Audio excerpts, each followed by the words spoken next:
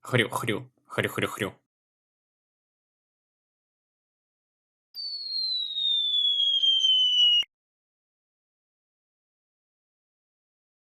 Тремя неделями ранее.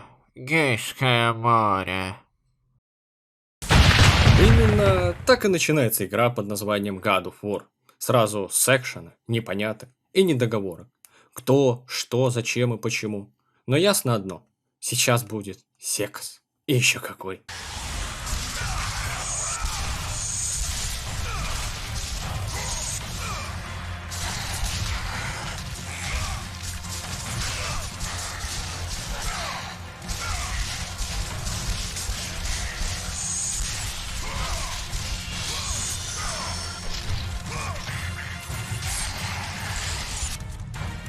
А за следующим поворотом нас встречает кто? Это что за покемон? Это Гидра. А точнее одна из ее голов, которой мы хорошенько так надаем тумаков, что она обидится и уйдет. После победы над Гидрой Кратосяо встречает интересного мужичка, который готов умереть, лишь бы не получить помощи нашего героя. Запомним это и двинемся дальше. На следующей палубе видим огромное количество пернатых, звать которых Гарпий. Ну и чуть-чуть порамсив с ними, на забив приползет еще одна Гидра. И как же красиво! Как же красиво мы будем ломать ей лицо.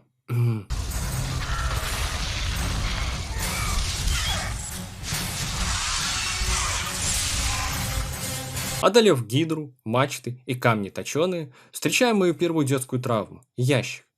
Вот этот вот маленький грёбаный ящик. И много-много лучников, которые как последние твари засели наверху и оттуда постреливают. Но я-то знаю, как с этим бороться. Поэтому забираемся к ним и... По прошествии нескольких минут находим запертую дверь, а еще через минуту и первую способность – гнев Посейдона. И вот со всеми этими приколами идем за последней головой. А вот и ключик. А вот его нет.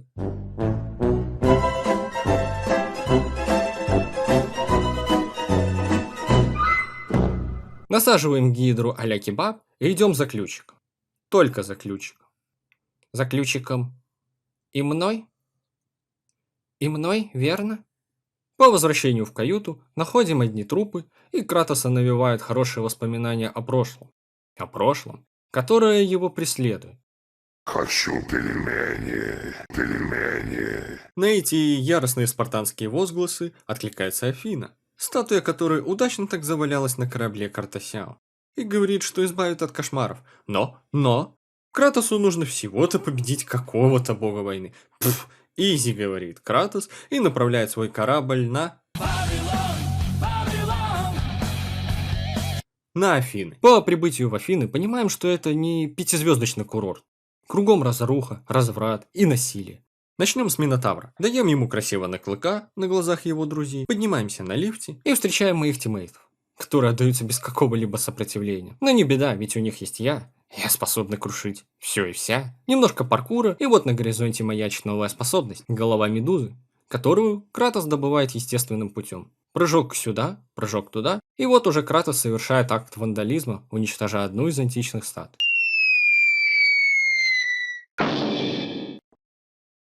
Пробираемся в комнату с двумя дверьми и открываем одну из них, а позже и другую. Опс. Около входа в город встречаем голограмму Оракула. Как это работает, не спрашивайте, сам не знаю. Которая говорит, что расскажет, как одолеть бога войны. А вот и он сам. Решаем маленькую головоломочку и прогуливаемся по улицам города. В одном из домов Кратос встречает женщину, которая, как и мужик в начале, явно знает, кто наш главный герой и что он совершил. И похоже, что-то ужасное. Ведь она просто сиганула вниз, лишь бы не получить чуть-чуть помощи от нашего главного героя. Ну а Кратос что? Видит блестяшку? Хочет блестяшку. Видит ебаку? Хочет ебаку. Как известно, храм – это дивное место возможностей и абузов. А возможности в нем есть. Это третья способность. Молнии Зевса, которую мы тестируем то там, то тут. Ой.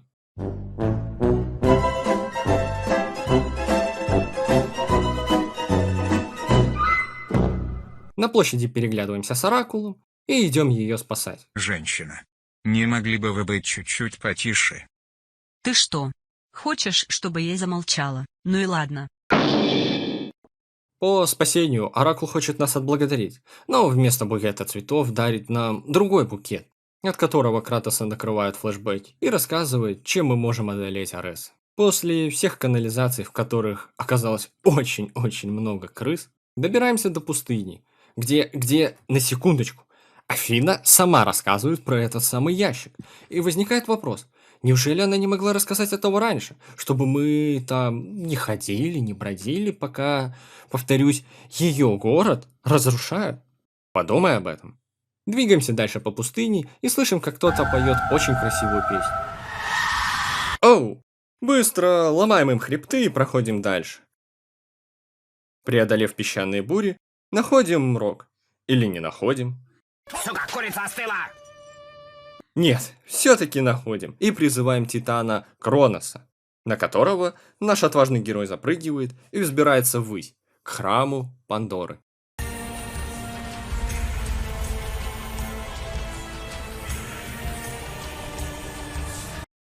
Спустя аж целых 3 дня Кратос наконец добирается до храма, где нас любезно встречает смотритель, который открывает врата и пропускает нас в храм, но предупреждает, что еще никому не удавалось пройти его. Заходим в храм, читаем, бьем лица и забираем новое оружие – меч Артемиды. Еще немного бьем лица, добываем 2 щита и открываем дверь, за которой пилы заведенные, да...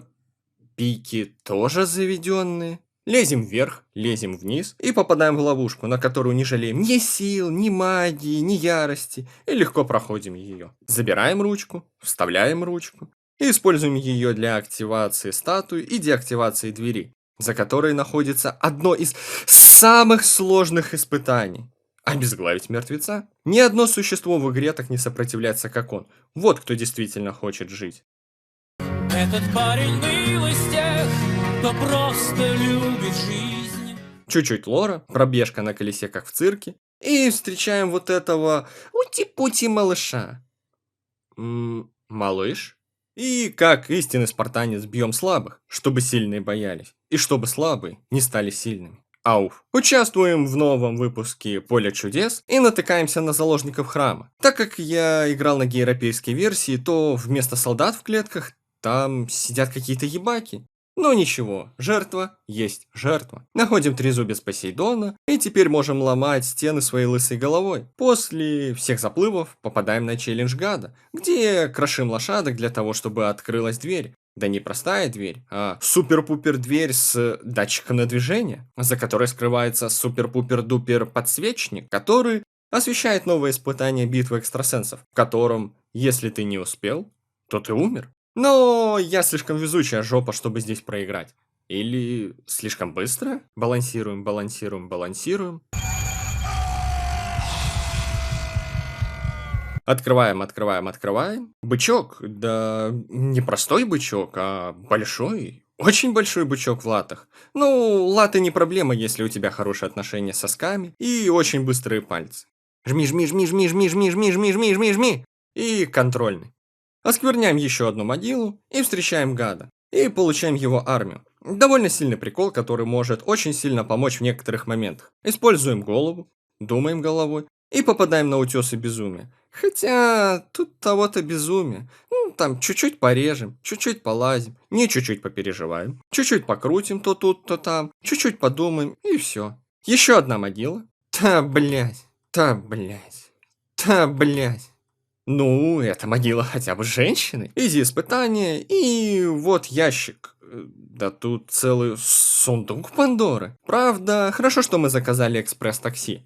Прямиком в ад. Ну, ад это чисто попа боль, особенно в начале, и особенно из-за жадности. Пройдя все эти мясные колбаски с шипами, встречаемся нос к носу со столбом с ножами, который еще и крутится, и еще он не один. Да, тот, кто это планировал, явно любитель садомазохизма. Забравшись на это чудо, кто-то помогает нашему главному герою и сбрасывает веревку, по которой мы взбираемся вверх. На поверхности встречаем могильщика, которого я аккуратно так не упомянул в середине видео. И на вопрос, кто он просто исчезает. и оставляет нас с еще большим количеством вопросов, чем в начале. Пробегаем по руинам, встречаем Оракула и выходим на финальный босс-файт с самим Аресом, богом войны. Первая фаза пролетает быстро, только нужно следить, чтобы магии было больше половины. А под конец желательно, чтобы она вообще была фуловой, ибо когда наш лысик будет бить других лысиков, могут возникнуть некоторые проблемы с их количеством, уроном, здоровьем семьи Кратоса, и тогда вас ждет групповое изнасилование под звездным небом. Защитив свою семью, Кратос говорит Аресу «пососи», но бог войны не выкупает приколы и отбирает клинки, а вместе с ними и всю магию, и оставляет нас только с лысой головой. Но у Кратоса остались еще знакомые в архитектурно-строительном колледже, которые сделали вот такой вот меч, и при помощи его мы и будем ломать лицо богу войны. После победы над богом войны Афина говорит, что мы тебя простили, но кошмары останутся с тобой. «Как со мной?» — говорит Кратос, и Афина поясняет, что в договоре на последней странице самым мелким шрифтом написано «Соси Бибу». Поняв, что его обманули, Кратос поднимается на самую высокую гору в Греции, с которой и собирается Роскомнадзорницу.